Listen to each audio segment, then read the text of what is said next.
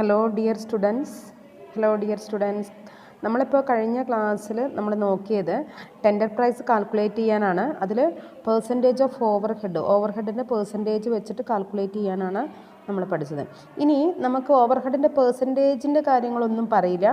അതുപോലെ തന്നെ ഇപ്പോൾ നേരത്തെ പ്രോബ്ലത്തിൽ മെറ്റീരിയൽസ്, അതുപോലെ തന്നെ ഡയറക്റ്റ് വേജസ്, ഈ എമൗണ്ടൊക്കെ തന്നിരുന്നു. അങ്ങനെ ഒരു ഐറ്റവും തരില്ല. അങ്ങനെയാണെങ്കിൽ നമ്പർ ഓഫ് യൂണിറ്റ്സ് പ്രൊഡ്യൂസ്ഡ് തരും.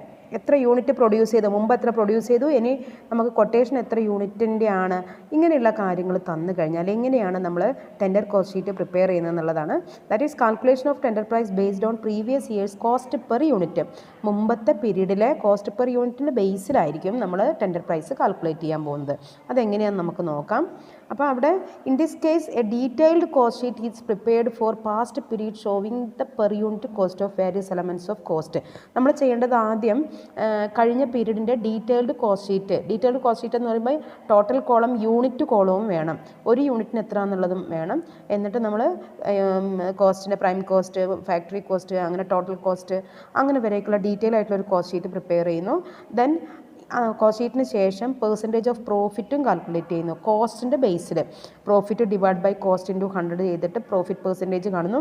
എന്നിട്ട് നമ്മൾ ടെൻഡർ കോസ്റ്റ് ഷീറ്റ് പ്രിപ്പയർ ചെയ്യുകയാണ് ചെയ്യുന്നത്. ടെൻഡർ കോസ്റ്റ് ഷീറ്റ് പ്രിപ്പയർ ചെയ്യുമ്പോൾ നമ്മൾ എന്താ ചെയ്യാം, ഈ പെർ യൂണിറ്റ് കോസ്റ്റ്, പെർ യൂണിറ്റിൽ മാറ്റങ്ങളൊന്നും ഉണ്ടാവില്ല, സെയിം ഒരു യൂണിറ്റിൻ്റെ കോസ്റ്റ് അങ്ങനെ തന്നെ എടുക്കുന്നു. ഇനി ടെൻഡർ എത്ര യൂണിറ്റിൻ്റെ ആണോ ആ യൂണിറ്റിലേക്ക് കൺവേർട്ട് ചെയ്ത് എഴുതുന്നു. എന്നിട്ട് പ്രോഫിറ്റിൻ്റെ പെർസെൻറ്റേജ് ഇവിടെ കാൽക്കുലേറ്റ് ചെയ്ത് അത് same percentage of profit on cost നമ്മൾ കാൽക്കുലേറ്റ് ചെയ്തിട്ടാണ് ടെൻഡർ പ്രൈസ് കാൽക്കുലേറ്റ് ചെയ്യുന്നത്.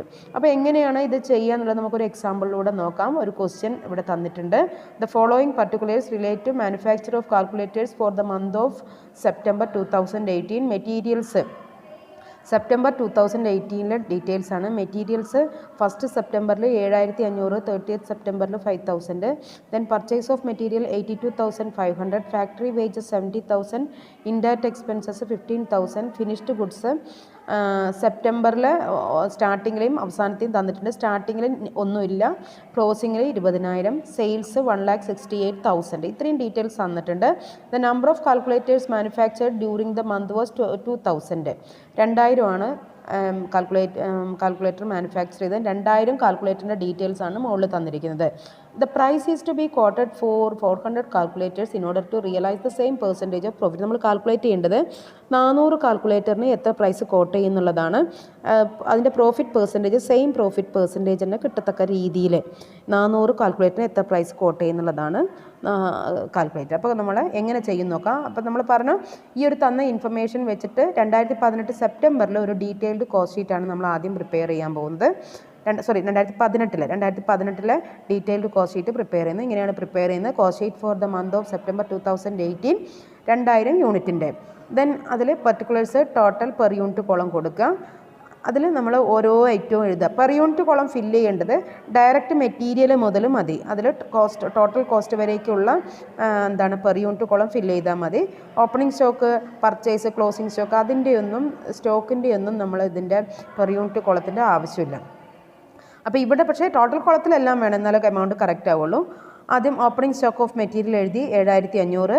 ദെൻ പർച്ചേസസ് ആഡ് ചെയ്യുക, 82,500 ആഡ് ചെയ്താൽ 90,000. Then closing stock of material less ചെയ്യുക, 5,000 ലെസ് ചെയ്ത് കഴിഞ്ഞിട്ട് മെറ്റീരിയൽ കൺസ്യൂംഡ് 85,000 ആണ് കിട്ടുക. ഈ മെറ്റീരിയൽ കൺസ്യൂംഡ് ഒരു യൂണിറ്റിൻ്റെ നോക്കുമ്പോൾ 2000 കൊണ്ട് ഡിവൈഡ് ചെയ്താൽ ഒരു യൂണിറ്റിൻ്റെ മെറ്റീരിയൽ എത്രയാണെന്ന് കിട്ടും, 42.5 പെർ യൂണിറ്റ് കുളത്തിൽ എഴുതുക. ദെൻ ഫാക്ടറി വേജസ് ആഡ് ചെയ്യുക, 70,000 ആഡ് ചെയ്ത് കഴിഞ്ഞിട്ടുണ്ടെങ്കിൽ നമുക്ക് എന്ത് കിട്ടും, ഫാക്ടറി വേജസ് ആണ്, ഫാക്ടറി ഓവർഹെഡ് അല്ല, വേജസ് ആണ് കേട്ടോ, വേജസ് ആണ്. ആഡ് ചെയ്ത് കഴിഞ്ഞിട്ടുണ്ടെങ്കിൽ പ്രൈം കോസ്റ്റ് കിട്ടും 1,50,000. അപ്പോൾ അതിൻ്റെ പെർ യൂണിറ്റ് അവിടെ ആഡ് ചെയ്തത് 77.5 കിട്ടും. പ്രൈം കോസ്റ്റ് കഴിഞ്ഞാൽ നമ്മൾ overhead, factory overhead, selling overhead, administration overhead, ഇങ്ങനെ വ്യത്യസ്തമായിട്ടായിരുന്നു ആഡ് ചെയ്തത്. പക്ഷേ ഇവിടെ എല്ലാ ഓവർഹെഡും കൂടി ഒരുമിച്ച് ഇൻഡയറക്റ്റ് എക്സ്പെൻസസ് എന്ന് പറഞ്ഞ് തരികയാണ്. അപ്പോൾ നമ്മൾ സെപ്പറേറ്റ് ഒന്നും ചെയ്യേണ്ട ആവശ്യമില്ല. അപ്പോൾ ഇൻഡയറക്റ്റ് എക്സ്പെൻസസ് 15,000 തന്നിട്ടുണ്ട്. അതിൻ്റെ പെർ യൂണിറ്റ് 7.5. 15,000 ഡിവൈഡ് ബൈ 2000 ചെയ്താൽ 7.5 കിട്ടും. അങ്ങനെ കോസ്റ്റ് ഓഫ് പ്രൊഡക്ഷൻ വരുന്നത് 1,70,000. അതിൻ്റെ ഒരു യൂണിറ്റിൻ്റെ 85 വരുന്നത്. Cost of production, selling overhead തന്നിട്ടില്ല, അല്ലെങ്കിൽ ഓവർഹെഡ് എല്ലാം നമ്മൾ ആഡ് ചെയ്ത് കഴിഞ്ഞ്. ഇനി നമ്മൾ ഫിനിഷ്ഡ് ഗുഡ്സിൻ്റെ അഡ്ജസ്റ്റ്മെൻറ്റ് ആ ഒരു 2018 അതും കൂടി അഡ്ജസ്റ്റ് ചെയ്യുക. അപ്പോൾ നമുക്ക് എന്താ opening stock of finished goods ഇല്ല, closing stock of finished goods less ചെയ്യുക. 20,000 ലെസ് ചെയ്ത് കഴിഞ്ഞിട്ടുണ്ടെങ്കിൽ ടോട്ടൽ കോസ്റ്റ് അല്ലെങ്കിൽ കോസ്റ്റ് ഓഫ് സെയിൽസ് വരുന്നത് 1,50,000 ആണ് വരുന്നത്.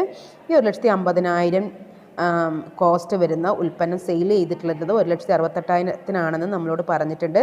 അപ്പോൾ അതിൻ്റെ ഡിഫറൻസ് 18,000 നമ്മുടെ പ്രോഫിറ്റായിട്ട് എടുക്കുക. ഇനി ഈ ഒരു ബേസിലാണ് നമ്മൾ അടുത്ത 400 കാൽക്കുലേറ്ററിൻ്റെ കോസ്റ്റ് ഷീറ്റ് പ്രിപ്പയർ ചെയ്യാൻ പോകുന്നത്, പ്രൈസ് കാൽക്കുലേറ്റ് ചെയ്യുന്നത്. അപ്പോൾ അതിൽ നമ്മളതിന് മുമ്പ് തന്നെ ആദ്യം നമ്മൾ ഇപ്പോൾ ഈ തന്നിട്ടുള്ള കോസ്റ്റ് ഷീറ്റിൻ്റെ പ്രോഫിറ്റ് പെർസെൻറ്റേജ് കോസ്റ്റിൻ്റെ മുകളിൽ കാണണം. അതെങ്ങനെയാണ് കാണാൻ നമുക്കറിയാം, percentage of profit on cost equal to profit divided by cost into 100 ആണ്. അതിൽ പ്രോഫിറ്റ് വരുന്നത് 18,000 ഡിവൈഡഡ് ബൈ 1,50,000 ഇൻറ്റു 100 വരും. അപ്പോൾ 12% നമുക്ക് എന്ത് വരുന്നത് പ്രോഫിറ്റ് പെർസെൻറ്റേജ്. ഇതേ 12% പ്രോഫിറ്റ് ആയിരിക്കണം കോസ്റ്റിന് മുകളിൽ നമ്മൾ ടെൻഡർ കോസ്റ്റ് ഷീറ്റ് പ്രിപ്പയർ ചെയ്യുമ്പോഴും. അതാണ് പറഞ്ഞത് സെയിം പ്രോഫിറ്റ് പെർസെൻറ്റേജ്. അതാണ് നമ്മൾ ശ്രദ്ധിക്കേണ്ട വേറൊരു കാര്യം. അപ്പോൾ ഇനി നമുക്ക് 400 കാൽക്കുലേറ്ററിൻ്റെ ടെൻഡർ കോസ്റ്റ് ഷീറ്റ് പ്രിപ്പയർ ചെയ്യാം. നമ്മൾ കൊട്ടേഷൻ ഫോർ 400 കാൽക്കുലേറ്റേഴ്സ് എന്ന് എഴുതാം. ദെൻ അതിൽ പെർ യൂണിറ്റ് കോളം ആദ്യം എഴുതണം, ടോട്ടൽ കോളം എഴുതണം. ഇവിടെ ആദ്യം മെറ്റീരിയൽ, നമുക്ക് ഓപ്പണിംഗ് സ്റ്റോക്കും ക്ലോസിംഗ് സ്റ്റോക്കൊന്നും ഇവിടെ എഴുതില്ല. കൊട്ടേഷൻ കോസ്റ്റ് ഷീറ്റിൽ നമ്മൾ ആദ്യം മെറ്റീരിയൽസ് എഴുതി. മെറ്റീരിയൽസ് നമുക്കറിയാം, ഒരു യൂണിറ്റിൻ്റെ മെറ്റീരിയൽ കൺസ്യൂംഡ് പഴയ കണക്ക് പ്രകാരം 42.5 ആയിരുന്നു. അപ്പോൾ ഇവിടെയും 42.5 ഒരു കാൽക്കുലേറ്ററിൻ്റെത്. അപ്പോൾ നമ്മളിവിടെ കാൽക്കുലേറ്റ് ചെയ്യുന്ന 400 കാൽക്കുലേറ്ററിൻ്റെ ആയതുകൊണ്ട് 42.5 × 400 ചെയ്യാം. അപ്പോൾ നമുക്ക് 17,000 ആണ് കിട്ടുക. ദെൻ വേജസും അതുപോലെ തന്നെ 35 രൂപയാണ് പെർ യൂണിറ്റ്, ഇൻറ്റു 400 ചെയ്താൽ 14,000 കിട്ടും. അപ്പോൾ പ്രൈം കോസ്റ്റ് 77.5 പെർ യൂണിറ്റ്, പഴയതുപോലെ തന്നെയാണ്. ടോട്ടൽ വരുന്നത് 31,000. ഓക്കെ. ദെൻ ഇൻഡയറക്റ്റ് എക്സ്പെൻസിൻ്റെ ഒരു യൂണിറ്റ് 7.5 ആണ്. അപ്പോൾ 400 യൂണിറ്റിൻ്റെ 7.5 × 400 ചെയ്യാം. അപ്പോൾ 3,000 കിട്ടും. അപ്പോൾ നമുക്ക് ടോട്ടൽ നമുക്ക് 7.5 ചെയ്ത് 3,000 കിട്ടും. അപ്പോൾ നമുക്ക് മൊത്തം കോസ്റ്റ് ഓഫ് പ്രൊഡക്ഷൻ വരുന്നത് 85 പെർ യൂണിറ്റ്. അത് നമുക്ക് ഓൾറെഡി അറിയാം. 34,000 കോസ്റ്റ് ഓഫ് പ്രൊഡക്ഷൻ അല്ലെങ്കിൽ ടോട്ടൽ കോസ്റ്റ് കിട്ടും.